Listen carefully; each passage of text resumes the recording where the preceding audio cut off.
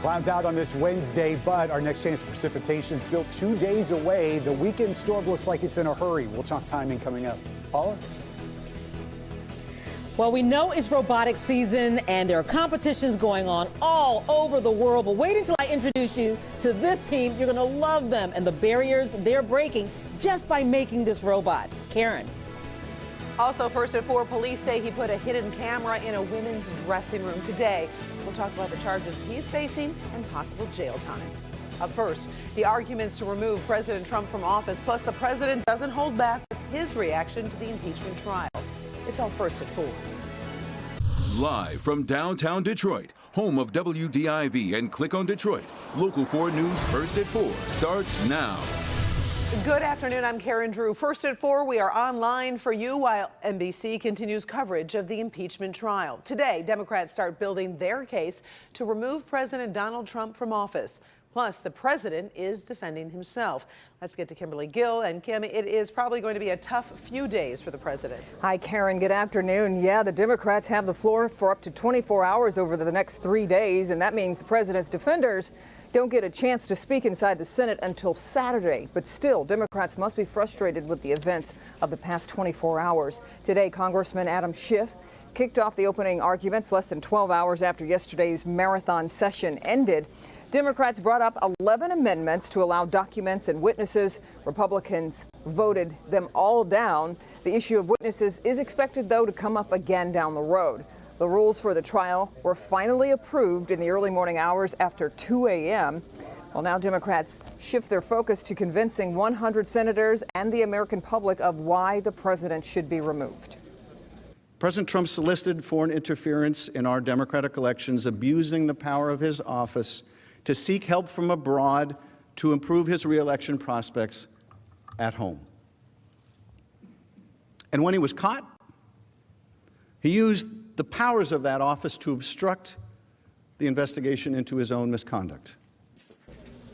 Well, President Trump was watching the events from overseas while attending an economic forum in Switzerland. He continues to say he did nothing wrong and focused on that phone call with the president of Ukraine. Democrats say he pushed a foreign country to investigate a political rival, but President Trump disagrees. So here's the story. Did nothing wrong. It was a perfect conversation. It was totally appropriate. The best lawyers in the world have looked at it. The Department of Justice has looked at it, given it a sign-off. And at one point, President Trump even said he might go and sit inside the Senate chambers and look the impeachment managers right in their eyes. Right now, the president is on his way back to the White House. We're monitoring events in Washington all day, and we'll have new developments coming up on the news at 5. Until then, Karen, we'll send it back to you. All right. Thank you, Kim. And we'll keep you posted throughout the evening. Plus, NBC will have team coverage from Capitol Hill on Nightly News with Lester Holt. So stay with Local 4 and click on Detroit.com. Breaking news from the University of Michigan at this hour, where the provost is now on leave. The university sent a press release saying that Martin Filbert is on leave as an outside law firm will conduct an investigation into allegations of sexual misconduct. The school received the allegations last week. We don't have details on what is being alleged. We have just learned about this. We're trying to reach out to Mr. Filbert to see if he will comment.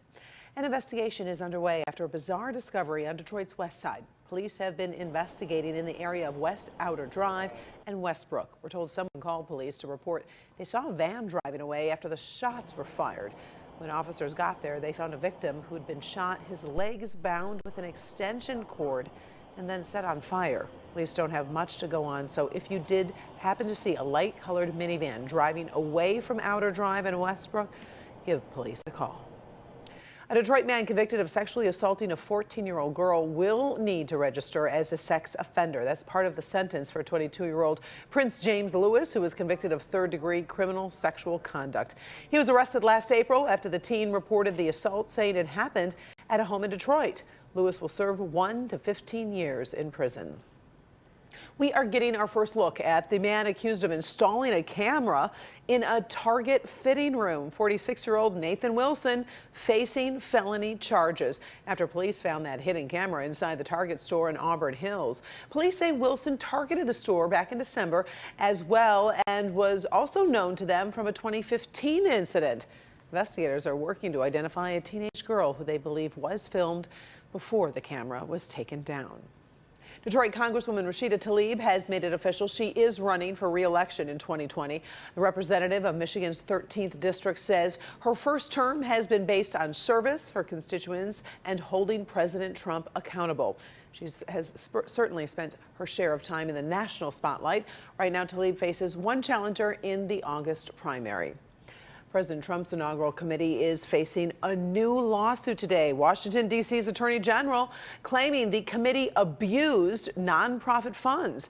The suit alleges the committee grossly overpaid for event space in the Trump International Hotel, and it says those overpayments benefited the Trump family. The inaugural committee has said all spending was legal and its finances have been independently audited. Democratic Congresswoman Tulsi Gabbard is suing Hillary Clinton for defamation. Gabbard, who is running for president, claims Clinton lied about her, causing harm to her campaign. Her federal suit claims Clinton falsely stated that Gabbard is a Russian asset, and those comments cost her more than $50 million in personal and professional damage. Spokesperson for Clinton calls the claims, quote, ridiculous. It is a battle over credibility at the Harvey Weinstein sexual misconduct trial. The former movie producer showed up for opening statements. Prosecutors are trying to paint Weinstein as a sexual predator who used his power in Hollywood to abuse women for decades. The defense will attack the credibility of his accusers and plan to use a series of emails to call their allegations into question. Weinstein says any sex was consensual, but he is charged with raping one woman and the sexual assault of another. Well, Ben is back. You said it was going to warm up, and it really did. I mean, it's a matter of a few degrees just makes your spirits so much better. When we start getting above freezing, that does solve a lot of problems. It still looks like winter outside, but the sunshine did have to go away for us to get these numbers today. And there are the clouds. This is all in advance of that system that we're going to be watching.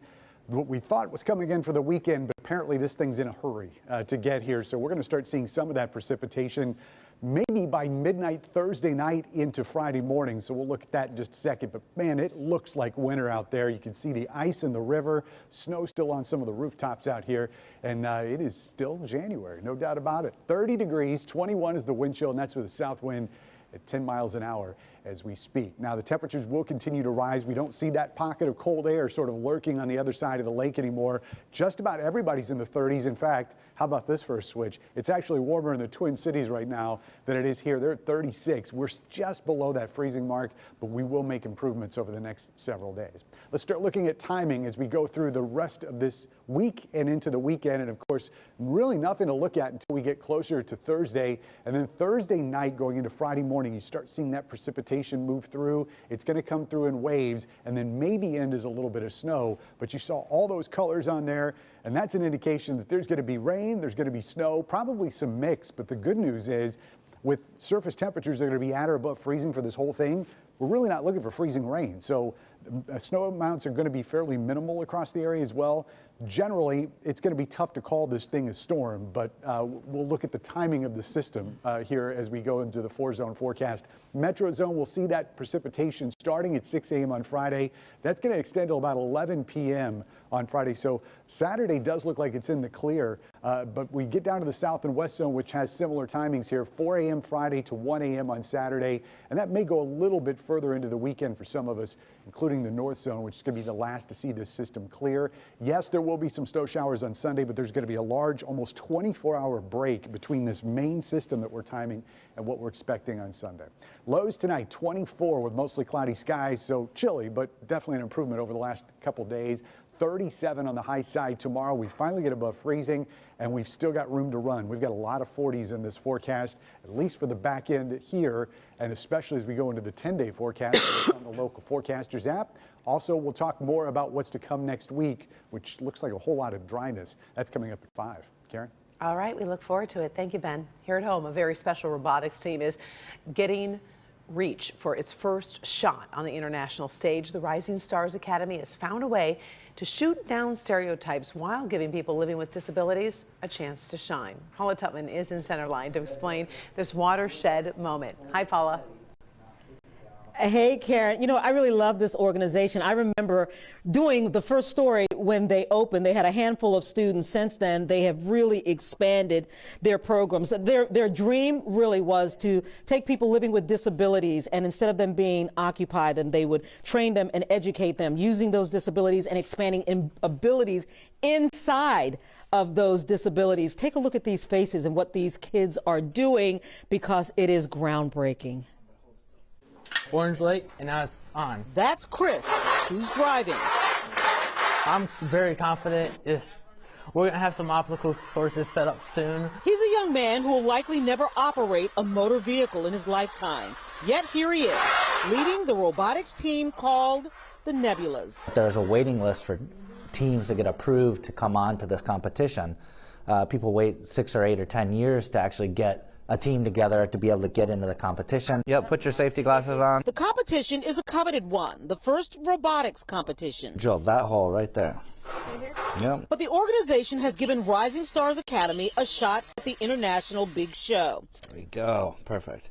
And so these young people, many who have been shoved in the corner for much of their lives because they are developmentally challenged, disabled, well within the spectrum of autism, so many labels slapped on them at birth, yet today they enjoy one label: robotics team. All right. Yes, they are doing this themselves, and yes, there are challenges. Put a robot together. Putting the robot together is hard. The mental, like coming up with the ideas, putting them on paper, and then making it into an actual physical robot. But Adam has the perfect explanation. Nobody's perfect the first time we try this stuff. Are we ready for that, though? No. Why? Their instructor, Jennifer Allen, and their robotics coach, Reed Jordan, give them guidance, but the students must do the work. What's our next step with this, you guys? Yet they've already managed to put together basics for Tina, who will have to pick up a ball, raise it, and navigate it through obstacles. In other words, lots of engineering, lots to figure out. Just putting nuts and bolts together, half the kids don't have the dexterity to put nuts and bolts and use a ratchet and a screwdriver. And the students are figuring out how to tap into their disabilities to find actual ability. If you hold it at an angle. I love watching them work. I love watching the intensity in their faces. Okay, so let's talk competition. Their first competition is actually in March, and believe it or not, it is in Centerline. So that's the start of the regional competition. Then they go to the state competition and then the global competition. So that's if they push through. But Karen, how about this? Just by being on that platform, just by being on that floor in March, they are pioneers. They are breaking barriers. And I just love seeing it. I really do. It's so impressive on so many levels. Obviously, the whole technicality of everything, but also just the confidence and the strength that they're gaining in this program. Absolutely. Feeling good about themselves, knowing that they're smart, knowing that they are being given a shot at something truly amazing. It's just great to watch. It really is. It's going to be fun to see their progress. Thank you, Paula, so very much. We appreciate it. And thank you for joining us for this online version of First at 4. Now, if there is a break in the impeachment trial, we will bring you our local 5 and 6 o'clock newscasts. Stay tuned to Local 4 and clickondetroit.com for all your news, weather, and sports. Have a great afternoon.